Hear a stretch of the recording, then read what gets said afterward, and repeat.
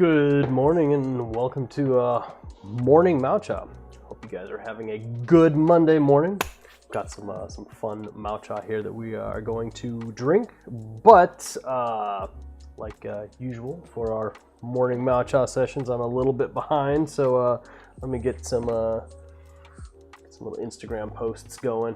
Figure out if we can get some people in here to check out the stream. But if you guys are actually here already, then that's great. Skovson, hey, what's going on? Good morning to you. Hope you've got some fun tea. Actually, it's not morning where you're at. What time is it over there? Let me see. Get a quick post up here. Oh, did the music die? Maybe the music died. Let's see. Working on it. Still figuring some of this stuff out, but I should have a good handle on things by now, right? But I do have an Instagram post almost ready to go. Let's see. All right. Yeah, I can get my kettle set. 6:30 p.m. Okay, right. So it's a hardly morning Maocha for you. Still figuring out what I'm going for. Nice. What time in the evening do you stop drinking tea? Hey, if the music's too loud, let me know. I had a little feedback last time that the music was a little bit too loud. That's not my intent. I just kind of want to have a nice little ambiance in the background. It seems like music's kind of sketching out just a scratch. I could turn it off if we really need to.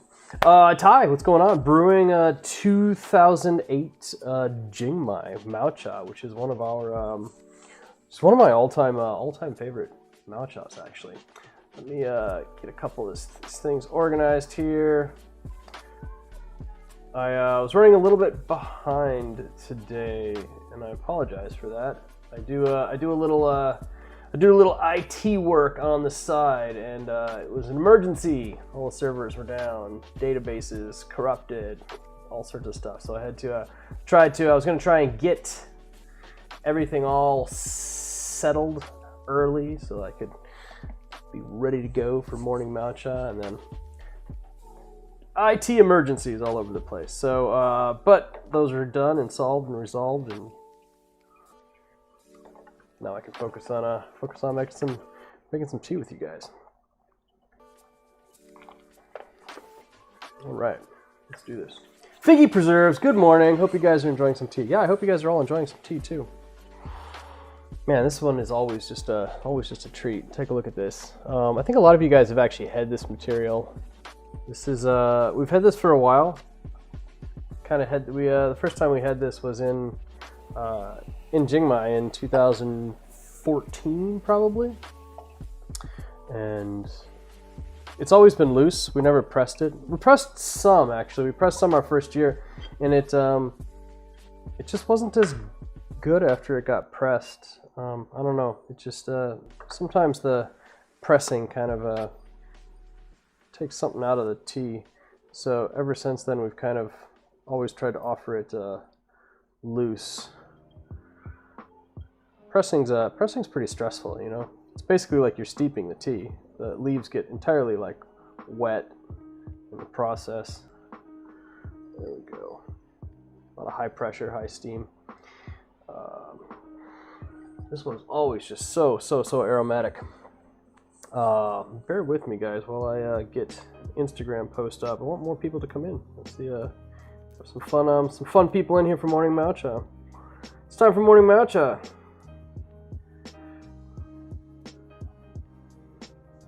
Morning Maocha. Hey, I at least made it. I made it on the Monday this time. I like last week where I slept through the Monday and had to make it a Tuesday morning Maocha. Figgy Preserves, what are you drinking this morning? It's time for morning Maocha. Join us on our YouTube channel. Join us on our YouTube channel live right now. All right. Sebastian, what's going on? What are you drinking today? I'll let that just kind of warm up for a sec. Sometimes I really like it when you can take a vessel and get the vessel nice and warm, just leave the leaves in there for a little bit. It smells so good, especially one like this. This is just a hyper aromatic Super aromatic tea. Get shareable link. There we go. Oh wait, no. Let's go ahead and view it on YouTube. All right, you guys. I'm figuring it out. Who got a chance to check out the stream with Marshall N? That was a lot of fun. A lot of fun this last weekend. We didn't do the Midnight Tea Club because of it. Wakey, join us for some morning Maocha.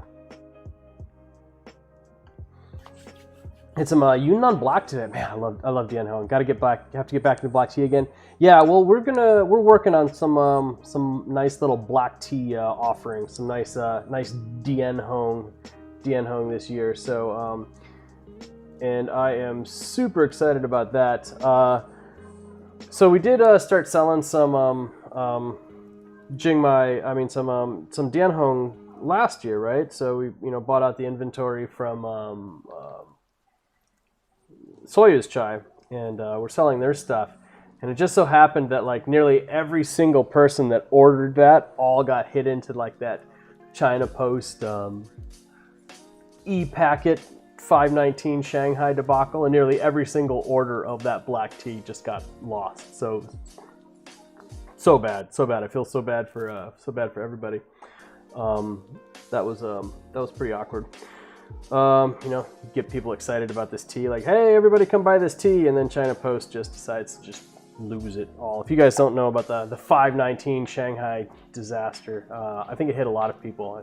China Post on May 19th in Shanghai just lost hundreds and hundreds and hundreds of thousands of packages. They're just gone, including like tons and tons of our tea, tons of tea for our customers. I still get messages from people that want refunds and things like that, and so it's like, well, you know what, we just go ahead and do it, and giving lots of people refunds on their orders this year. If you guys still have like a 519 order that hasn't shown up, I'll give you a replacement or a refund. You just gotta let me know. Send me the order number. I'll look into it. Yeah, those 519 orders just so bad. Let's see. Hold on. Okay, there we go. I got it. There we go. Nice. There, got that post up. Okay, let's take the next step. Oh man, this tea smells like just warm raisins. It's great. Figgy Preserves on Pine Needle Green Tea. Moving over to some Last Laugh. Last Laugh's a good name. Could be kind of snarky, but not bad. Pretty cool. It's fun coming up with tea names. We got a nice little list of names of things. We're like, ooh, this would make a good tea name. I'm always trying to come up with fun, new, creative names. Ty, you didn't make the last live stream. You watched it. Yeah, it was cool. It was really cool seeing him actually talking. There's not a lot of video of Marshall N. We're talking about the Marshall N live stream. Not a lot of video of him out there talking about tea. So, and it's fun to see him, his animated personality as he, like talked and discussed and went on about different, just his passion. It was fun to be able to communicate with somebody who's also, as passionate about tea as I am. Even if we disagree on things, it's not a problem. If everybody agreed on everything, there'd be no point. Tea's a big thing, and he comes from a very, very, very specific school of thought. I mean, like Hong Kong, you can't deny that Hong Kong has precedent on being able to claim some of the best aged teas, and so he spent a lot of time with a lot of really awesome teas. So it was really great to be able to glean from his knowledge. Figure Preserves. Oh, you heard about Marshall N through TDB. Yeah, no, he's got. I mean, you can just spend days like reading and digging through his blog. Oh, it's so nice and sweet. Really like that. Really, really like that. This tea is really all about the aromas. We're drinking the 2008 Jingmai. If you're just tuning in. Scarlson, you got some dried Camellia Italiensis. You haven't tried it for a few years. Oh, that'll be interesting to see how that is. It's kind of fun when you've got like a tea that you were familiar with, and then you don't have it for a while, and you're like, oh yeah, how is that? And then seeing how it's aged. There we go. Got some nice leaves in here. So this is a 150 ml pot. Yeah, this is actually my this is my Mark Moeller pot, which I like. Shouldn't hold it like that. Maybe that's tempting the fates. Yeah, Mark does cool stuff, and Mark is actually going to be on Between Two Teapots this Friday afternoon. Actually, I might try to see about switching some more of the Between Two Teapots to Saturday afternoon. I think that time slot actually worked out pretty good. 141. That was our max concurrent for the Between Two Teapots with Marshall N. And I couldn't be more excited about that. That's just awesome. I mean, clearly he's a known name, and he brought in a bunch of people himself, which is really cool to see. There were a lot of people in the chat and stuff that I hadn't seen before that were big Marshall N fans, which is cool to see. Cool to get new people into the channel. But yeah, not too bad. So we had Oolong Owl. She had 52, and then the next week Liquid Proust had 100, and then 141. So the pressure's on Mark. I keep teasing him about that. It's just like, hey man, you gotta bump it up by 50. That's what's been going on the last couple of times. So no pressure, Mark. I'm just teasing. But the next stream's gonna be fun. So yeah, Mark Moeller is he's an American potter. He studied here, and he also studied in Taiwan for a couple years, doing ceramics over there, which is super cool. He's from the South. He's from Georgia. That's where he's been working a lot recently. And so this teapot is actually one that's actually made from Georgia clay, which I'm super excited about. I grew up in Georgia as a kid and got an affinity for the soil of Georgia. So there's a blend of clay in here. Some comes from a town called Lizella, and then there's another mix in there. And so he made it in Georgia, fired it in Georgia, wood fired. Pretty cool. Sebastian says, yeah, you drank along with the Marshall N episode 2003 Dai. Nice. Not sure about that. It wasn't too good. Prefer young and semi-aged stuff way more. So it was a little bit too aged for you. Richard, what's going on? What's going on, man? Hey, good to see you. Hey, Glenn and everyone. Enjoying Holy Flame right now, dude. You're like our biggest Holy Flame fan. Yeah. Yeah, you guys don't know Richard used to come to tea tastings with us all the time when we were doing them at Phoenix Tea, and Richard has actually been with us in China. He was on a trip with his family in China.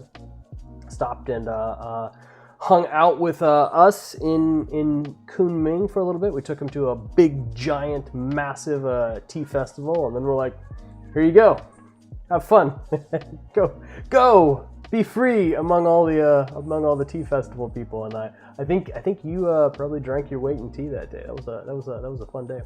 Mark does have a website. Maybe it's Sanguine Teapots. If you guys or maybe it's an Etsy store. I'm not sure. Sanguine Teapots, Sanguine Teapots. Somebody could maybe type that into the chat if they help me out a little bit. That's on Instagram, and I think there's a link to his site there. Yeah, Richard, that was a good day. Yeah, you guys had bridge noodles after that. It was a fun day. It was a fun day for us. We actually got to anytime we get to go to a big tea festival, I always have a ton of fun. Even if I think I was filming video there. There's this. You guys got to check out this video. So I filmed video from like this giant mega tea festival. I posted it on YouTube. I don't know, it was like 3 years ago now. I don't know. I'm always trying different, like styles of video things and whatnot, and people stare at me all the time anyway, so I just don't worry about it. So I was just kind of walking around, like holding the camera in front of me as I was like talking, like describing things. And we sat down at a couple different tea places and kind of like drank through it and stuff. So you guys can check that video out. It's actually a lot of fun. But there's this one there's this one absolutely like hilarious moment where, I mean, I wasn't even paying attention. It wasn't until I was editing it. There's these two girls that were ogling the foreigner going by. They were both kind of like, ah. as I walked by. It's just the funniest thing. Like Llama watches that video, and every time at that scene, she's like, ah.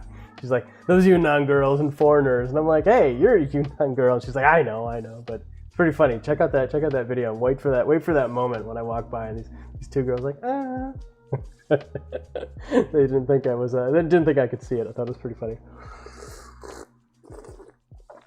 Java S. Hey Glenn, as a foreigner without speaking Mandarin at these big tea events in China, do people at the booths look forward to meet foreigners, or are they shy?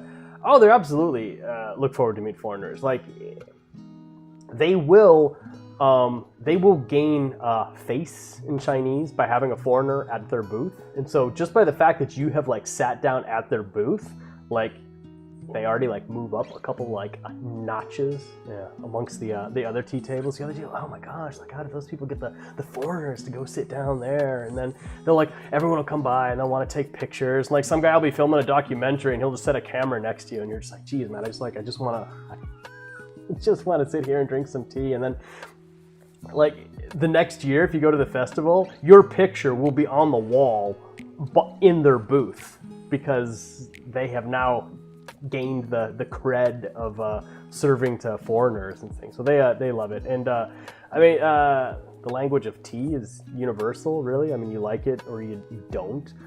Everything nowadays with like translation apps, somebody can talk into that and they can translate back and forth. And so you can definitely work it out. And I mean, well, Richard, you tell me. I mean, Richard is not a native Mandarin speaker, and I basically just dropped him and his family like straight into like this tea market, and I was like, go wild, have fun. How did you guys do with the language barrier? I mean, the people there are very, very, very accepting. And if you go to a tea shop or a tea booth and you find out that they're not, well, just go to the next booth, you know, because some people like they're trying to do business or they're trying to get some stuff done, things like that. So, you know, don't wait. If they don't have the time for you, then, you know, respect that and just move on to the next one. So yeah, I think you can actually get pretty far and have a lot of fun. Yeah, you definitely become a mascot, Javas. It's actually really funny. Oh, Scobson, have you been to Kunming? Sorry if we chatted about that. I forgot. Let's see. Let me get another post up. Wakey, come have some tea with us live on YouTube right now. There we go. Get that post put up. Get some more people in here. Oh, this tea's nice. Sebastian, question about shipping and tea. How long do you recommend to let the tea rest after arrival until I can drink it? I like to suggest that people wait as long to drink it as it was actually in transit. So if it took 2 weeks to get there, let it chill for 2 weeks. If it took a month to get there, let it chill for a month. Now that's really hard, especially for somebody who's been like waiting like a long time. Oh my gosh, my tea finally arrived. And it's like, yeah, by the way, go ahead, like wait another like 3 or 4 weeks before you can drink it. I think if you do, the experience will be much better. But you know, if you're gonna drink it right then, if you're gonna drink it in a couple days, or if you're gonna drink it in a week, I'm not gonna fault you. Just don't judge it really until it's had more time to really adjust to your local environment. And I think you'll be much happier at that point in time. Scobson, okay, so fall 2019. Nice. You went to some of the tea markets. I guess that's not fall. That's winter 2019. I have actually not been there in the wintertime. What was it like? What was it like in Kunming in the wintertime? Was it pretty cold? I guess I've been there. The earliest I've been there is probably like late January, mid to late January. I think we got there for early Chinese New Year one year. Early February, late February. Oh, right. You went to Chongda. What's that? Sorry, I'm spacing on the name of it. I usually spend time in the Kongla market. Yeah, the market on the north end of town. I do spend a decent amount of time in that area as well. Lama has some family that lives up and around there, and so we get up there to see them. That's on the top end of the ring road. A lot of cities in China, or I guess in the U.S. as well, they're kind of built around like rings. You've got different rings. You got like the core city center, And in a Chinese city, that's where all like the, like the top communist officials and the really rich people live in, like the core center. And then you got, that's like the first ring road in Kunming. And then you got like the next ring road, second ring road. And they actually have different legislative, it's kind of also, different legislative boundaries based on when you're inside the ring road. So inside of second ring road, you're not allowed to have large trucks because they don't want, like the city pollution and stuff in there. So large trucks have to stay between the second and second and the third ring road. Skovson, you never found the southern one? Oh, there's tons. I mean, there's at least